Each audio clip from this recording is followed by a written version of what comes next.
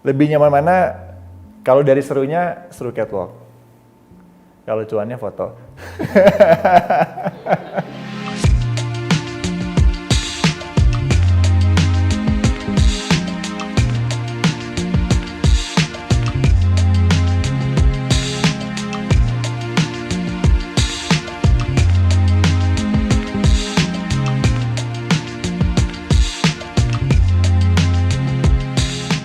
Masuk ke dunia modeling itu tahun 2008, itu kayak kelas SMA akhir ya, mau lulus SMA. Dibilang mau jadi model enggak sih, karena dulu emang basicnya introvert banget ya, pemalu, minderan, bahkan dulu dekil sih. Karena setiap hari tuh main basket, panas-panasan, jadi kayak nggak ada kepikiran sama sekali untuk ke depan layar, apalagi jadi model gitu, jadi accident aja sih. Ada sahabat yang pengen jadi artis zaman dulu, pengen jadi model. 2008 tuh banyak banget kan kompetisi-kompetisi di majalah-majalah, lomba-lomba. Ya. Awalnya cuman ya udah deh, dia ngajak nemenin, maksud aku buat melatih percaya diri aja. Singkatnya, dia nggak jadi ikut, lah malah aku yang menang. Aku menang, koreografernya ternyata rumahnya deket rumahku. Dia ngenalin aku ke sebuah manajemen, diterima, ya udah berlanjut sampai sekarang.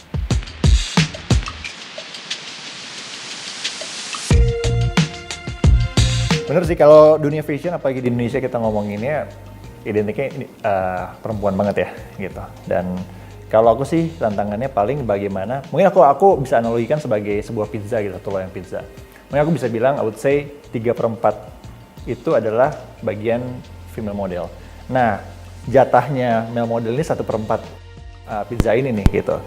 Paling challenge aku adalah gimana aku bisa mendapatkan porsi yang banyak dari 1/4 ini gitu. Jadi challenge-nya ya aku harus bisa menonjol di kolam yang kecil ini. Kalau dulu ya 2008 itu salah satu trik aku berteman atau masuk ke geng model kelas A zaman dulu. Model kelas A senior aku. Jadi otomatis aku di-recognize sama orang-orang gitu, dan di situ ya aku pasti terus belajar, dan ketika udah dapat kesempatan dilihat orang ya aku manfaatkan dengan baik gitu. Karena juga beruntung banget 2008 kan yang model yang tinggi banget kan jarang. Ketika aku muncul, aku yang paling tinggi gitu. Jadi lumayan jadi privilege tersendiri sih. Kalau menurut pemandangan aku ya dari 2008 sampai sekarang, dunia fashion sendiri di Indonesia semakin berkembang ya. Kayak kita bisa lihat banyak banget fashion week yang ada, terus juga era digital seperti ini pasti perlu banget yang namanya model, ya kan. Dan model cowok sendiri, kalau aku lihat sih kayaknya porsinya semakin membesar ya. Dari 1/4 lumayan membesar lah gitu. Belum setengahnya, tapi lumayan. Jadi kalau dibilang menjanjikan, buat aku bisa aja. Tapi balik lagi di semua bidang, ya kita harus fight sih, perlu effort gitu. Cuman kalau buat aku pribadi, aku tidak menyarankan modeling untuk menjadi tujuan hidup seterusnya. Karena kan kita ngomongin fisik ya. Tapi manfaatkan model ini sebagai karir untuk batu lompatan sih. Karena sangat bagus banget. Ini termasuk juga buat cewek, ya kan? Karena modeling is all about fisik gitu kan. Jadi akan ada ujungnya pastinya. Makanya manfaatkan untuk networking gitu. Itu buat aku batu lompatan lah.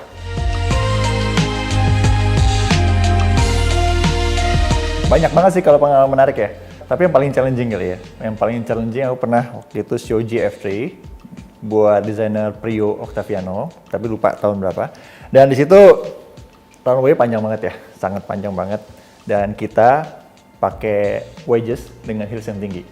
Mungkin setinggi ini kayaknya, ya mungkin segini. Jadi susah lah, kita nggak pernah pakai wedges ya cowok-cowok. Jadi waktu itu untuk rehearsalnya aja 3 kali nyoba itu bukan masalah nggak memperhatikan lagi jalannya harus bagus. Yang penting nggak jatuh deh, nggak ankle gitu kan. Karena berapa kali hampir keselip gitu. Jadi itu challenging banget dan seru banget. Tapi ya bersyukur waktu show-nya juga berjalan dengan lancar, nggak ankle. Lebih nyaman mana? Kalau dari serunya, seru catwalk. Kalau cuannya foto.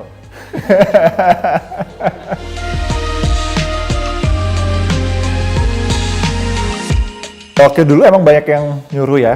Emang sempet juga hampir aku okein waktu itu ada di Barcelona gitu. Cuman akhirnya menarik diri nggak jadi. Karena emang dari awal ketika aku modeling, seperti di awal tadi aku bilang kan, modeling itu buat aku jadi batu lompatan. Ketika aku umur 25-26, target aku harus mencari yang lain.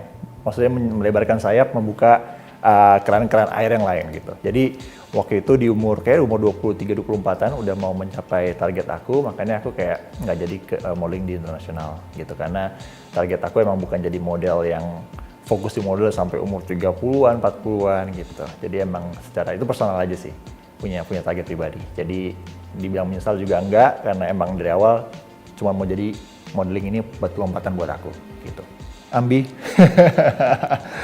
Sedikit ambisius, maksudnya kayak kalau ada yang aku pengen, aku harus kejar. Dan aku juga orang yang sangat sporty banget, kayak nggak bisa hidup tanpa olahraga ya gitu. Kalau nggak olahraga sehari bisa stres juga gitu, dan cukup persisten sih kalau menurut aku ya.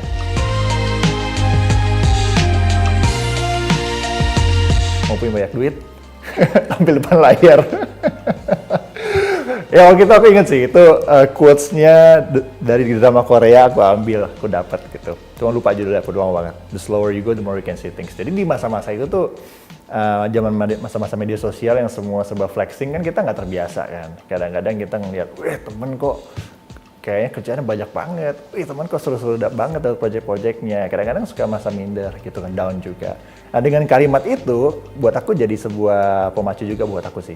Kayak the slower you go, the more you can see things, artinya ya kita nggak perlu cepat-cepat kok sampai titik di mana kita sukses, kita sebuah perjalanan. Dan ketika kita mendapat kita banyak halangan-halangan yang ada, malah itu kekayaan experience kita makin luas juga, makin lebar juga. Kita bisa melihat banyak punya pengalaman lebih banyak lah daripada orang-orang yang lebih cepat nyampe ke titik suksesnya mereka gitu. Ya itu salah satu motivasi buat diri aku sendiri aja. Kasih afirmasi yang positif sih buat aku. Terus juga kalau aku lebih mendekatkan diri dengan Tuhan ya gitu, kayak buat aku jauh lebih tenang gitu. Jadi nggak mengejar soal popularity, kesuksesan di sini gitu. Kayak buat aku itu jauh lebih tenang sih saat ini gitu. Jadi aku lebih ke arah rohani sekarang.